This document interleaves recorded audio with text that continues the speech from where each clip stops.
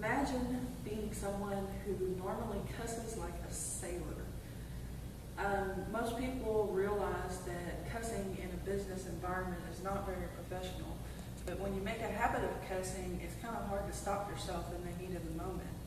So picture yourself being in a meeting with potential clients, and maybe the client says something shocking and you end up slipping and saying a bad word. You might not get business from that client because they might find it offensive. So you need to learn to watch yourself whenever it comes to the language that you use.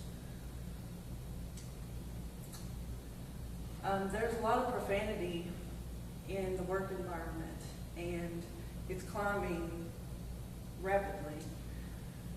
80 to 90 words per day are profanity words. This is according to Wikipedia. And so the average American cusses 80 to 90 times per day. That means that 0.5 to 0.7% of all the words spoken in a day are profane words. And that's compared with 1% of personal pronouns like I, we, me, and our.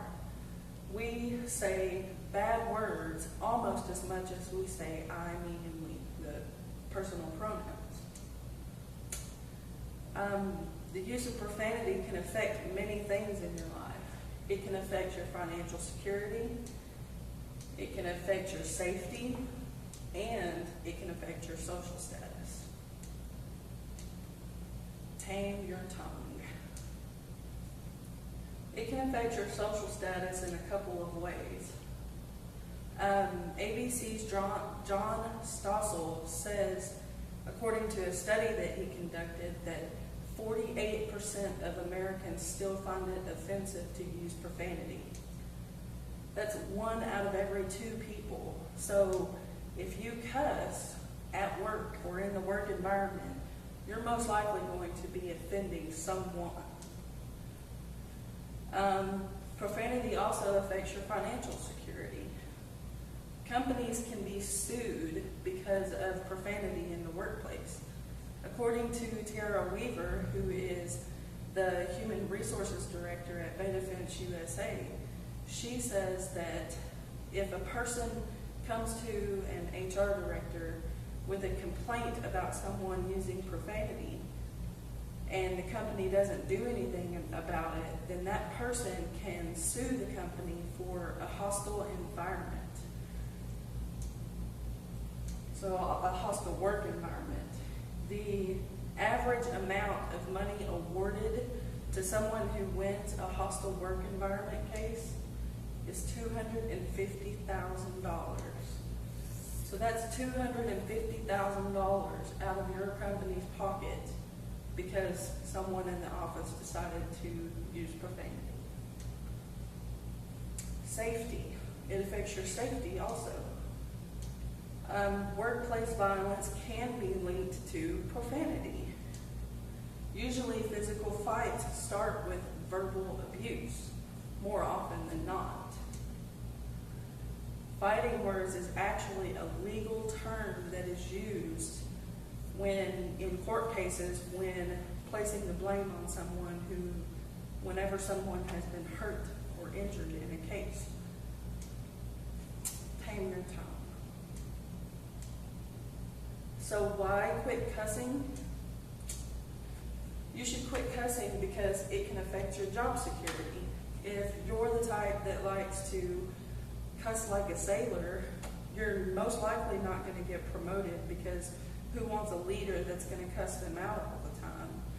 And because companies can be sued for it, their companies might not be willing to keep employees who cuss a lot. Another reason to do it is because of respect.